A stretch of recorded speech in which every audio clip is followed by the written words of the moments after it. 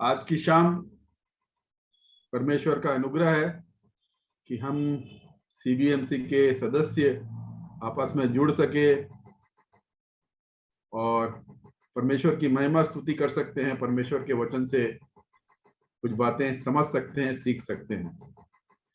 तो आज मैं जिस विषय पे चर्चा करने जा रहा हूं मंजू को चार्ट बनाओ। वो है विटनेसिंग इन मार्केट प्लेस। ये मार्केट प्लेस इवेंजलिज्म से थोड़ा डिफरेंट है। हम इसको कंफ्यूज ना करें। मार्केट प्लेस इवेंजलिज्म अलग चीज है और विटनेसिंग इन मार्केट प्लेस अलग है। तो जैसा कि विषय है, इसमें पहली इस विषय में हम कुछ बिंदुओं पर चर्चा करेंगे, जैसे कि क्या है, what is witnessing and what is market place, कहाँ होता है, कब करना है, क्यों करना है, कैसे करना है, समस्याएं क्या है, इत्यादि। तो पहली बात जो है वो है विटनेसिंग इन मार्केट प्लेस। ये विटनेसिंग क्या होता है? विटनेसिंग सुसमाचार का प्रचार नहीं होता है। विटनेस जिसको बोलते हैं वो गवाह जो बोलते हैं, वो उसके साथ जो घटनाएं हुई हैं उसको उसका ब्यौरा वो देता है। वो किसी दूसरे की कहानी नहीं बताता है। मेरे जीवन में क्या हो रहा है इसकी मैं गवाही दे सकता हूं। भाई सुनील के जीवन में क्या हुआ है उसकी गवाही मैं नहीं दे सकता, उसकी गवाही भाई सुनील देंगे। तो जो वचन है, जो वचन हमें दिया गया है, इसमें बाइबल के बहुत से नायकों का वर्णन है। बहुत से लोगों ने अद्भुत काम किए हैं परमेश्वर की सामर्थ्य में। ये सारे अगवे ये सारे अगवे हमारे लिए उदाहरण के तौर पे दिए गए हैं। पुराना नियम हमारे लिए दृष्टांत की रीति से ठहरा, ऐसा बाइबल बताती है। और इन नायकों का, इन चरित्रों का यदि हम अपने जीवन में अनुकरण करते हैं, इन ये चरित्र ने जैसे परमेश्वर के साथ चलना सीखा, जैसे विपरीत परिस्थितियों में खड़े हुए, कैसे विपरीत परिस्थितियों में ने विजय पाई परमेश्वर की सामर्थ्य से, ये सब बातों को यदि हम अपने जीवन में लागू करते हैं, और हम जब लागू करते हैं तो हमें भी समस्याएं आती हैं, और उस समस्याओं को हम कैसे पार करते हैं और उसका अंत फल क्या होता है। जब हम प्रॉब्लम को फेस करते हैं उसका एंड रिजल्ट क्या होता है, इस बात को, इस पूरी घटना को और इस बात को यदि मैं दूसरे को बताता हूं तो ये विटनेसिंग कहलाता है। और ये मार्केट प्लेस क्या होता है? ऑब्वियसली चर्च मार्केट प्लेस नहीं है, कलीसिया मार्केट प्लेस नहीं है। यदि मेरी अच्छाई या मेरा चाल चलन या मेरी धार्मिकता सिर्फ चर्च के अंदर सीमित है तो मैं परमेश्वर के काम का बंदा नहीं। एक हफ्ते में एक व्यक्ति चर्च कितने घंटे के लिए जाता है? 2 घंटा संडे, फ्राइडे प्रेयर मीटिंग हुई तो 2-3 घंटा वहां, मुश्किल से 6 घंटे। 6 घंटे वो कलीसिया में बिताता है, और बाकी के 6 दिन और 18 घंटे वो कलीसिया से बाहर रहता है। और उस 6 दिन और 18 घंटे में 6 रात आ गई तो आप देखो टोटल 72 घंटे और 18 घंटे, 90 घंटे वो घर के बाहर रहता है। और इस 90 घंटे में वो क्या करता है? यही गवाही, यही गवाही। तो हम नौकरी करते हैं, हम व्यापार करते हैं, और हम सेवकाई भी करते हैं। चर्च की सेवकाई जहां तक की बात है बहुत कम लोग करते हैं। इस ग्रुप में हो सकता है ज्यादा लोग की चर्च की सेवा होगी, लेकिन एक कलीसिया में आप देखो तो चर्च की सेवा में यदि 200-300 लोग की कलीसिया है तो 8-10 लोग उसमें बिजी रहेंगे चर्च की सेवा में, कलीसिया की सेवा में। बाकी जो लोग हैं 190 लोग, वो चर्च की सेवा में नहीं रहते हैं, वो अपनी ड्यूटी करते हैं, अपना नौकरी करते हैं, अपना व्यापार करते हैं, व्यवसाय करते हैं। तो जब वो बाहर जाते हैं तब उनकी दिनचर्या, उनका व्यवहार, उनका आचार व्यवहार कैसा रहता है, ये एक अपने आप में गवाही होती है। Ministry outside the church, market place is outside the church. Bible में जहां भी वर्णन किया गया है, आप बोलता है जाओ, आओ नहीं बोला, जाओ और सुसमाचार का प्रचार करो। चर्च में आना होता है और चर्च से बाहर जाना होता है। तो मैं एक बिजनेसमैन हूं, परमेश्वर ने मुझे एक व्यवसाय दिया है, माइनिंग से रिलेटेड व्यवसाय दिया है, और परमेश्वर ने मुझे अवसर दिया है कि मैं इस व्यवसाय में रहते हुए परमेश्वर पिता की गवाही को दूं। और मेरा यह मानना है कि मुझे एक पास्टर से ज्यादा अपॉर्चुनिटी मिलती है इवेंजलिज्म करने की, मुझे एक प्रचारक से ज्यादा अपॉर्चुनिटी मिलती है कि मैं अपनी गवाही लोगों तक पहुंचा सकूं और परमेश्वर ने मेरे जीवन में कैसा काम किया है ये मैं बता सकूं, और कौन है सच्चा परमेश्वर ये बता सकूं। तो बहुत से लोग, आप में भी बहुत से लोग होंगे जो फुल टाइम मिनिस्ट्री में नहीं है, जो जॉब करते हैं, जो व्यवसाय करते हैं।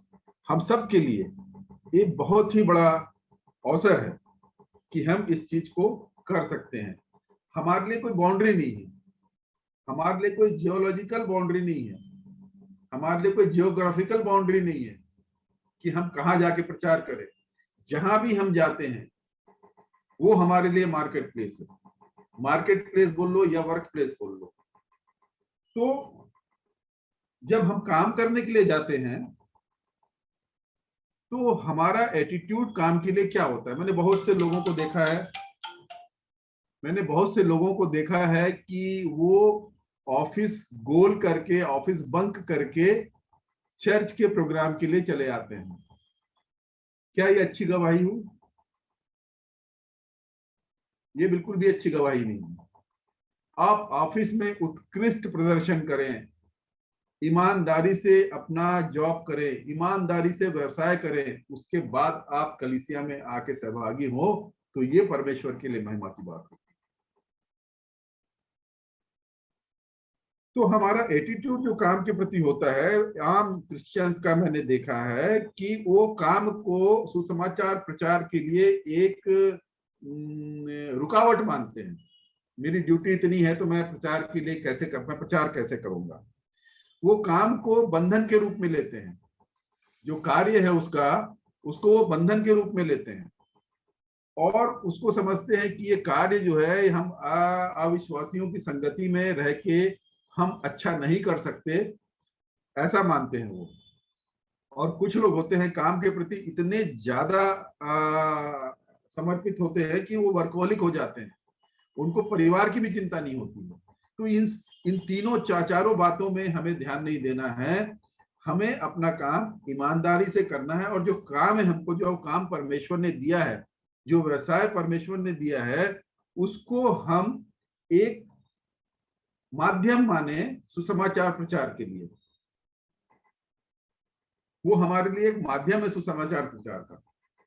क्या होता है, जब कलीसिया से कोई व्यक्ति, कोई जवान बाइबल कॉलेज में जाता है तो चर्च में प्रार्थना की जाती है कि हम इन जवानों को बाइबल कॉलेज भेज रहे हैं, ये प्रचारक बनेंगे, परमेश्वर इनके कामों पे आशीष दे, इनके इनके इनके बढ़ती में, इनके कैरियर में परमेश्वर आशीष दे। क्या ऐसा ही हम सबके लिए करते हैं? उनके लिए जो बाहर जा रहे हैं, चर्च से बाहर सेवा के लिए जा रहे हैं, ग्रेजुएट हो गए हैं, अब जा रहे हैं बच्चे, बेंगलोर सॉफ्टवेयर इंजीनियर हो गए हैं, कोई राज्य सेवा में लग गया है, कोई व्यवसाय में लग गया है, क्या चर्च इन सब के लिए इनके सर पे हाथ रख के प्रार्थना करता है कि ये मेरे बच्चे, इस कलीसिया के बच्चे बाहर जा रहे हैं चर्च से और बाहर ये कलीसिया के कैरेक्टर को दिखाएंगे और सुसमाचार को फैलाएंगे, बाहर इनके ऊपर बड़ा बोझ है? क्या कलीसिया बोझ के साथ ऐसे लोगों के लिए प्रार्थना करती है? क्योंकि बड़ा दायित्व तो हमारा है। वो तो 2% लोग हैं जो चर्च के अंदर सेवा करते हैं, 98% तो चर्च के बाहर हैं। तो हमारी सेवकाई कहाँ गई? हम भी मिनिस्टर बन के जा रहे हैं, हम भी सेवा के लिए भेजे जा रहे हैं, हम अपने कार्य के माध्यम से सेवा करते हैं। तो बहुत जरूरी है कि कलीसिया इस बातों को ध्यान दे, और जो पास्टर है खासकर उनको बोलता हूं, जब कोई बच्चा शहर छोड़ के, कलीसिया छोड़ के बाहर जाता है, उसके सर पर हाथ रख के दुआ करें कि ये बहुत से लोगों के लिए आशीष का कारण बनने पाए। तो जब मार्केट प्लेस चर्च के बाहर आपके व्यवसाय में, एक छोटा सा उदाहरण देना चाहूंगा मैं। हमारे घर में एक फोन चोरी हो गया, मोबाइल फोन चोरी हो गया। तो हम पुलिस के पास गए और रिपोर्ट लिखाया उसका, और संयोग से जो एसपी साहब थे वो हमारे मित्र थे। हमने उनको कंप्लेंट उनको बताया और थाने में रिपोर्ट लिखाया। तो उन्होंने छानबीन की और वो चोर पकड़ा गया। और चोर हमारे घर का ड्राइवर था, जो ड्राइवरी करता था घर में। वो ड्राइवर के पास ही वो फोन वहां बरामद हुआ, और उसके साथ घर की बहुत सी चीजें। दबाव डालने पर उस ड्राइवर ने बताया कि ये भी चोरी किया हूं, ये भी चोरी किया हूं। बहुत सी चीजें उसके पास से बरामद हुई। तो एसपी साहब ने पूछा, चोर तो तुम्हारा मिल गया, अब क्या करना है? बोला, सर माफ कर दीजिए इसको। बोले, हम 4 दिन की तहकीकात किए हैं, उसके बाद इसको पकड़े हैं, और इतनी चोरी का माल बरामद हुआ है, उसके बाद आप बोलते हो माफ कर दीजिए इसको। मैं बोला, सर वचन तो यही सिखाता है हमको कि इसको माफ कर दिया जाए, और इसीलिए माफ कर दीजिए प्लीज, हम हाथ जोड़ते हैं इसकी तरफ से, आप इसको माफ कर दीजिए और छोड़ दीजिए। उनको बड़ा आश्चर्य हुआ। 1 हफ्ते बाद वो अपनी पत्नी के साथ हमारे घर आए, और उनकी पत्नी ने हमसे एक बाइबल मांगी। बोली, एक ऐसी किताब है जो माफ करना सिखाती है, एक बाइबल हमको दे दी। तो हमने उनको यीशु के बारे में तब तक चर्चा नहीं की थी। हमने उनको ये बताया कि हम किस चीज को मानते हैं और किस ईश्वर को मानने वाले लोग हैं। हमने उनको मानने को नहीं कहा था, लेकिन उन्होंने आगे बढ़कर उस चीज को स्वीकार किया। तो ये होता है विटनेसिंग इन मार्केट प्लेस, कि आपका व्यवहार कैसा रहता है, आप कैसे किसी के साथ बिहेव करते हैं, कैसे इंटरेक्ट करते हैं, कैसे आप उससे बातचीत करते हैं। ये अपने आप में गवाही होती है, और इस गवाही से मेरी कोई महिमा नहीं हुई, हमारे परिवार की नहीं हुई, इससे प्रभु का नाम महिमा पाने पाए। क्योंकि उन्होंने बाइबल मांगा, हमारा हमको अप्रिशिएट नहीं किया, उन्होंने बाइबल मांगा कि क्या सोर्स है तुम्हारा, ये कौन सी शिक्षाएं हैं जो आपके कैरेक्टर में बदलाव लाती है। तो ये होती है मार्केट प्लेस मिनिस्ट्री, ये मार्केट प्लेस विटनेसिंग। कहाँ करना चाहिए हमको, कहाँ करना चाहिए? प्रेरितों के काम उसका पहला अध्याय उसके 8वें पद में बोलता है कि तुम पृथ्वी के छोर तक मेरे गवाह ठहरो। जहां कहीं जाएं, हमारा व्यवहार, हमारा एटीट्यूड, हमारा चाल चलन ऐसा हो कि लोग हमसे पूछें कि ये सब तुम कैसे कर लेते। तब आपके पास अवसर होता है, और तभी आपके पास अवसर होता है कि आप अपनी गवाही दें। कैसे जीवन में आपके परमेश्वर ने काम किया, कैसे आपका सर्वशक्तिमान सर्वशक्तिशाली परमेश्वर है जो हर परिस्थितियों में आपकी मदद करता है, और आपको देखकर वो परमेश्वर पिता की बड़ाई करे। मत्ती की किताब में 5वें अध्याय में यीशु मसीह बोलते हैं कि तुम जगत की ज्योति हो, जो नगर पहाड़ पर बसा है वो छिप नहीं सकता। लोग दिया जलाकर पैमाने पे रखते हैं ताकि घर के सब लोगों को उससे उजियारा पहुंचने पाए। तुम्हारा उजियारा मनुष्यों के सामने चमके, ताकि लोग तुम्हारे भले कामों को देखकर तुम्हारे पिता की जो स्वर्ग में है बड़ाई करें। आपके भले काम ही परमेश्वर को महिमा दिला सकते हैं। कब करना चाहिए, कब करना चाहिए? तो एक वचन में पढ़ूंगा, पहला पत्रस, आपके पास जिनके पास बाइबल है वो निकाल लें और देखें। पहला पत्रस उसका 3रा अध्याय और उसका 15वां पद। कोई भाई पढ़ सकता है? ठीक है, मैं पढ़ता हूँ। हाँ, पढ़ देता हूँ। जी। पर मसीह को प्रभु जानकर अपने अपने मन में पवित्र समझो। और आगे, जो कोई तुमसे तुम्हारी आशा के विषय में कुछ पूछे, उसे उत्तर देने के लिए सर्वदा तैयार रहो, पर नम्रता और भय के साथ और बस विवेक शुद्ध रखो। कितनी अच्छी बात लिखी है यहाँ पे। जब तुमसे कोई तुम्हारी आशा के विषय में पूछे, तब उसे उत्तर देने के लिए सदैव तैयार रहो। बात ये होती है, आजकल अक्सर ये हो रहा है कि आपसे कोई पूछे ना पूछे,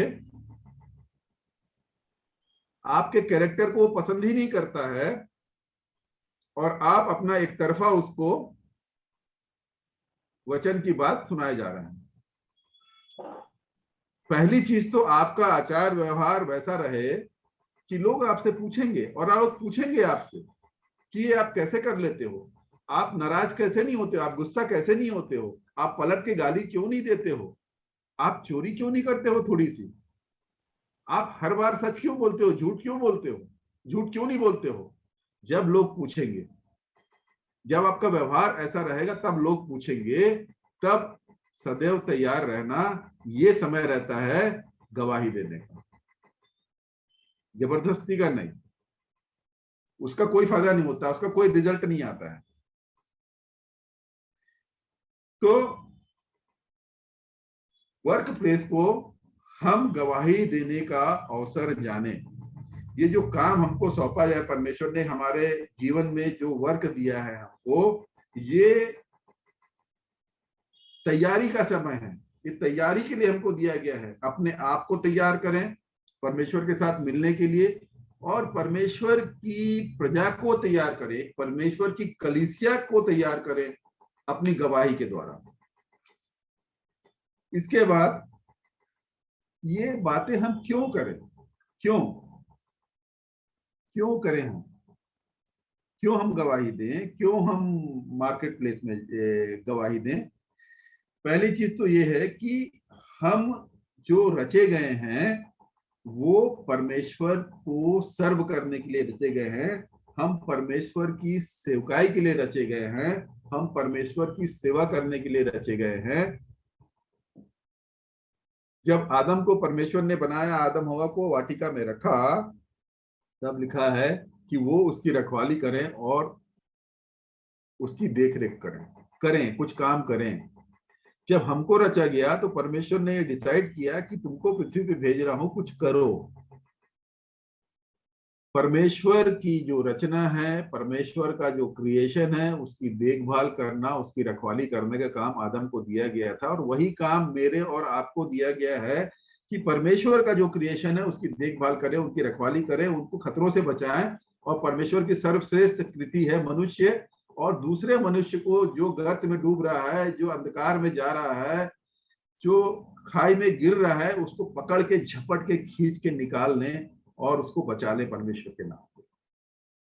ये कार्य मुझे और आपको भी सौंपा गया है। तो हम इसीलिए बनाए गए हैं, हम बनाए ही इसीलिए गए हैं कि हम परमेश्वर की सृष्टि की रक्षा करें और रखवाली करें और उसके लिए काम करें। दूसरी बात, हम उसकी राज्य की बढ़ती के लिए बनाए गए हैं।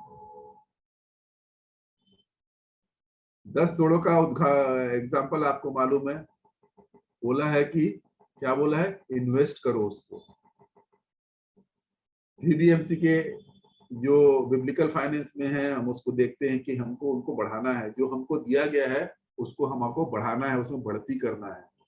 तो जो लोग दिए गए हैं हमको, उसमें कम लोग विश्वासी हैं। मेरे सर्कल में कितने लोग विश्वासी हैं? मेरे परिवार के लोग विश्वासी हैं, मेरे कलीसिया के लोग विश्वासी हैं, लेकिन जहां जहां मैं बिजनेस करता हूं वहां लोग विश्वासी नहीं है, लेकिन मुझे दिए गए हैं, मेरे संपर्क में दिए गए हैं परमेश्वर के द्वारा। जब कोई किसी से मिलता है तो ये परमेश्वर की योजना में मिलता है। जब आप बाहर जाते हैं, एक भिखारी भी आपके पास आता है पैसा मांगने के लिए, तो ये परमेश्वर की योजना से आपके पास आता है, और वो तो पैसा मांगने के लिए आया है। आप उसे तो समाचार सुना ही सकते हो, उसे अच्छी बात तो बता ही सकते हो। तो ये परमेश्वर की योजना होती है। तो जो लोग हमें दिए गए हैं, हमें उनकी रक्षा करना है, उनको बचाना है, उनको गड्ढे में से निकाल के लेके आना है और मल्टीप्लाई करना है आत्माओं को। तो दूसरी बात हो गई, पहला, हम परमेश्वर की सेवा के लिए सिरजे गए हैं, इसलिए हमको ये काम करना है। दूसरा, हमें परमेश्वर के राज्य को फैलाना है, इसलिए हमको ये काम करना है। और तीसरी बात निकालेंगे मरकुस रचित सुसमाचार और उसका पहला अध्याय और उसका 38 पद। इसको कोई पढ़ देगा भाई? मरकुस पहला अध्याय 38 पद। उसने उनसे कहा, हाँ आओ हम और कहीं आसपास की बस्तियों में जाएं, कि हाँ मैं वहां प्रचार करूं, हाँ, क्योंकि मैं इसीलिए निकला हूं। मैं इसीलिए निकला हूं। पहले जब बोलता है कि जब मंदिर में यीशु यंग था और मंदिर में बैठ गया था, जब बालक ही था, तो उसके माता पिता उसको ढूंढने के लिए आते हैं और उसको बोलते हैं कि तू बहुत परेशान कर दिया तुमने हमको। तो वो बोलते हैं कि मैं अपने पिता के बिजनेस को देखने के लिए आया हूं, मैं अपने पिता के बिजनेस को देखने के लिए आया हूं, उसको बढ़ाने के लिए आया हूं। यहाँ पे बोलता है इसीलिए निकला हूं कि हम आसपास की बस्ती में जाएं, आओ हम कहीं आसपास की बस्ती में जाएं और मैं वहां प्रचार करूं, क्योंकि मैं इसीलिए निकला हूं। मैं और आप किस लिए जिंदा है? यदि हमारे पास जीवन है, और जितने भाई बहन यहाँ बैठे हुए कोरोना से बचे हुए हैं, किस लिए दी है जिंदगी परमेश्वर ने, और क्यों बचाया हमें? इसीलिए बचाया है कि हम उसकी सेवा कर सकें। जब तक हमारी सेवकाई पूरी नहीं होती, तब तक हम इस पृथ्वी पर रहेंगे, और जिस दिन हमारी सेवकाई पूरी होगी, उस दिन परमेश्वर हमको अपने पास बुला लेगा। तो जब तक हम यहाँ हैं, जब तक हम यहाँ हैं, उसकी सेवा करें। परमेश्वर का हमारी जिंदगी से यही तात्पर्य है कि हम उसकी सेवा करें। लिखा है वचन में इफिसी 2:21 में कि हम उसके बनाए हुए हैं और उन भले कामों के लिए सिरजे गए हैं जो परमेश्वर ने पहले से ही तय करके रखा है। तो हर व्यक्ति परमेश्वर की मर्जी से इस संसार में भेजा गया है, और परमेश्वर की इच्छा से ही उसको उसका कैरियर मिला है। कोई बैंक में है, कोई स्कूल में है, कोई नर्स है, कोई डॉक्टर है, कोई इंजीनियर है, कोई व्यापारी है, कोई क्लर्क है, कोई अधिकारी है, कोई पुलिस वाला है। ये परमेश्वर की मर्जी से दिया गया है हमको, ताकि हम वहां पे लोगों तक पहुंच सके और उसकी प्रजा को हम बचा सके। एक पद और पढ़ेंगे, बहुत अच्छा है ये, प्रेरितों के काम 13वां अध्याय उसका 36 पद। प्रेरितों के काम उसका 13वां अध्याय और उसका 36 पद। क्योंकि दाऊद तो परमेश्वर की इच्छा के अनुसार अपने समय में सेवा करके सो गया, और अपने बाप दादों में जा मिला और बस सड़ बस भी बस बस भाई, बस भैया, थैंक यू। लिखा हुआ है दाऊद परमेश्वर की इच्छा के अनुसार अपने समय में सेवा करके सो गया।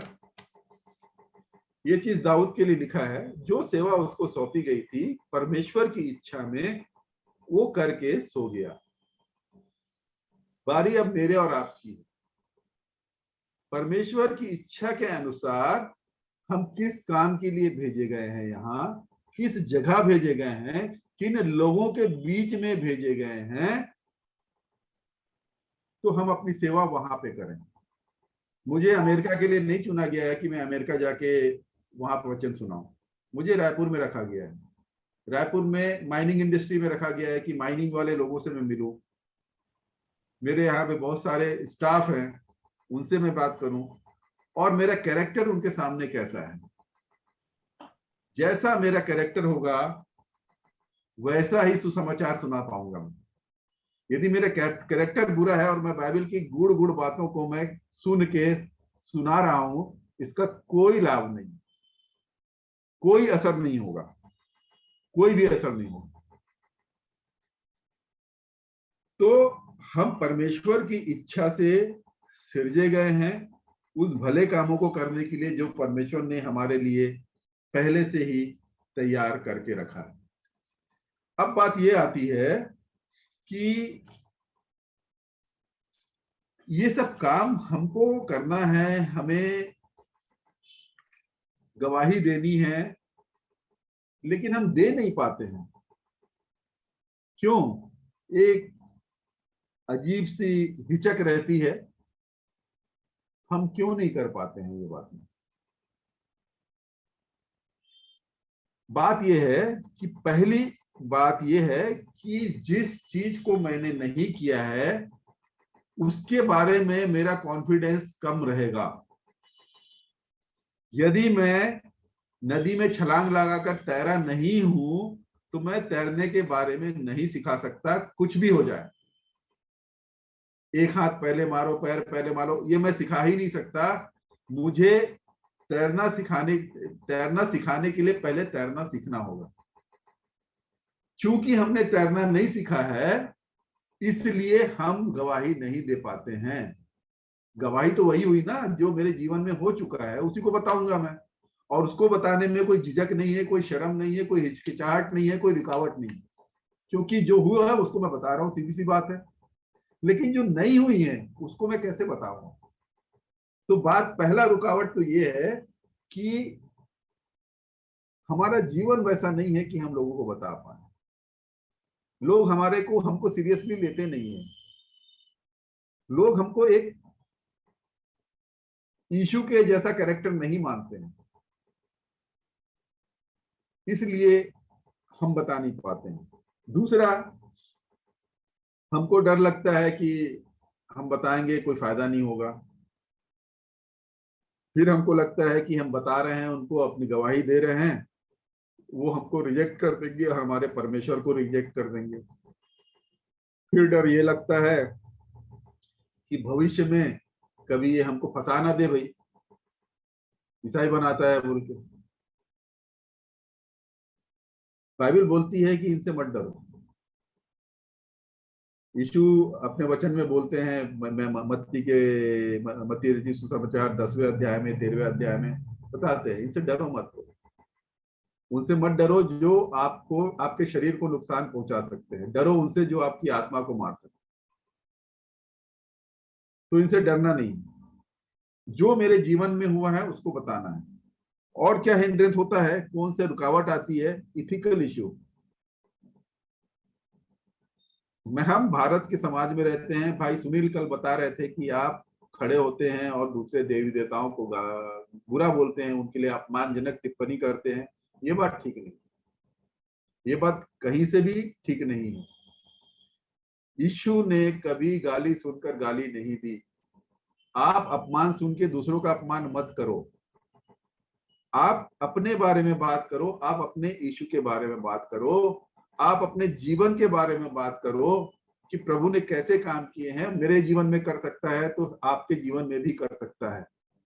आप ये मत बोलो कि तुम्हारा ईश्वर सामर्थ्य नहीं, तुम्हारे देवता ढोंगी हैं, तुम्हारे देवता, उनके बारे में मत बोलो। तीसरी बात, जब आप बोलते हो तो आप सेंसिटिव रहो उनके प्रति, उनको ठेस नहीं पहुंचना चाहिए, उनको ठेस नहीं पहुंचना चाहिए किसी बात पे।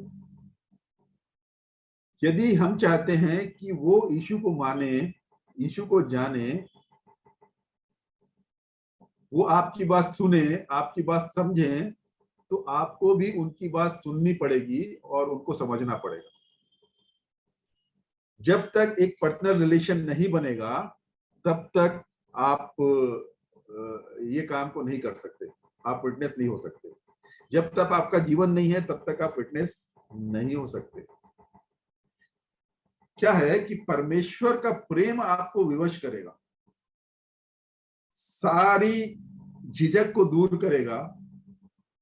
जब समय आएगा तो आप खड़े होगे और उसको बोला कि तुझे जो बोलना है तुझे बता दिया जाएगा, डरना मत बोला। तो जब अवसर आएगा, जब सही अवसर आएगा, क्योंकि हर चीज का अवसर होता है, बिना समय भजन भी बुरा लगता है, तो हर चीज का अवसर होता है, प्रोडक्टिव टाइम होता है, अनप्रोडक्टिव टाइम होता है। ये सबोदर्शक में बोलता है कि हर बात का एक अवसर होता है।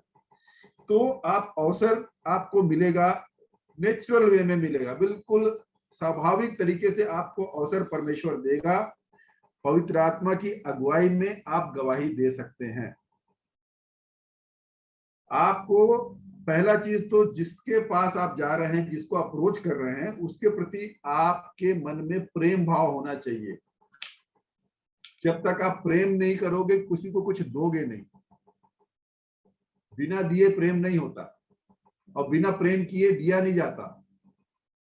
तो आप प्रेम करोगे तभी आप सुसमाचार दे पाओगे, आप प्रेम नहीं करोगे तो नहीं दे पाओगे।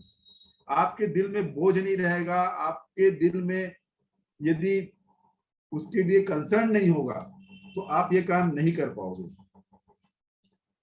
तो और कहाँ सुनाना है, कब सुनाना है, ये आपको पवित्र आत्मा की अगुवाई में ही पता चलेगा कि कहाँ पे आप अपनी गवाही दोगे, कहाँ पे आप बोलोगे, कहाँ चुप रहोगे, कहाँ सिर्फ सुनोगे। क्योंकि जब फिलिप्पुस को बोला गया कि जा उस, बोले कि तू इथोपिया वाले दमिश्क के रास्ते में चले जा और वहां पे तेरे को एक खोजा मिलेगा रथ में जाता हुआ, उसको सुसमाचार सुना देना। परमेश्वर ने उसको बताया, अपॉर्चुनिटी बताया, ये समय है उसको सुनाने का। लेकिन पौलुस को मना किया, तू एशिया माइनर में मत जाना, वहां सुसमाचार मत सुनाना। मना भी करता है पवित्र आत्मा कि यहाँ पे मत बोलना, यहाँ पे बोलना। इस चीज को जब तक आप सेंसिटिव नहीं होगे होली स्पिरिट के लिए, जब तक आप सुसमाचार पवित्र आत्मा के प्रति संवेदनशील नहीं होगे, तब तक आप समझ नहीं पाओगे। आप इंतजार कीजिए सही समय का, और परमेश्वर आपको सही समय देगा। और उस समय अपने जीवन की गवाही, अपने जीवन की गवाही पवित्र आत्मा की अगुवाई में जो आप कर रहे हैं उसको आप बता सकेंगे। जो नहीं कर रहे हैं उसको तो आप बता ही नहीं सकते। ये मिसफायर कर जाएगा, ये मिसफायर कर जाएगा, इसका कोई असर नहीं होगा। ठीक है, तो होली स्पिरिट की अगुवाई में सही समय में आप अपना विटनेस गवाही दे सकते हैं। दूसरा, साधु सुंदर सिंह के बारे में मैं पढ़ रहा था कि साधु सुंदर सिंह गेरवे रंग का चोगा पहनते थे। और क्यों पहनते थे ये बताया उन्होंने कि उसको पहनने से लोग घर के अंदर बुला के उनकी बात सुनते थे। वो कोट टाई और कोट पेंट पहन के नहीं जाते थे, जा सकते थे लेकिन नहीं जाते थे, क्योंकि आपको उनके संस्कृति से मेल खाना जरूरी है। नहीं तो वो आपको आउटसाइडर समझेंगे, आपको बाहरी व्यक्ति समझेंगे और आपकी बातों का उन पर कोई प्रभाव पड़ेगा नहीं। तो हम लोग प्रचार के लिए जाते हैं, तो हम लोग शहर से जाते हैं, तो हम लोग जैसे गांव वाले शर्ट बाहर कर देते हैं, शायद टक इन नहीं करते हैं, हम लोग वैसे ही जाते हैं गाँव में और उनके साथ में बैठते हैं, उनके लैंग्वेज में बात करते हैं। जब तक ये बातें नहीं होगी, आपके प्रचार का असर, आपके गवाही का असर उनके जीवन में नहीं पड़ेगा। तो ये 3 बातों का आप ध्यान रखें जब आप मार्केट प्लेस में विटनेस करते हैं।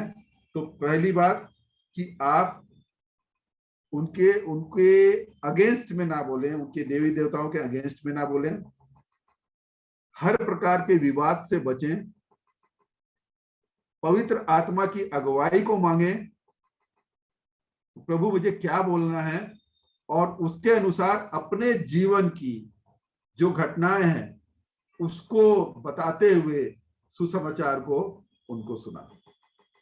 परमेश्वर आप सबों को आशीष देवे। मेरा समय खत्म हो रहा है और परमेश्वर करे कि आप हर व्यक्ति जो इस सेमिनार को 32 लोग जो सुन रहे हैं, इन बातों को अमल करें और परमेश्वर के राज के लिए फल लेके आवे। धन्यवाद।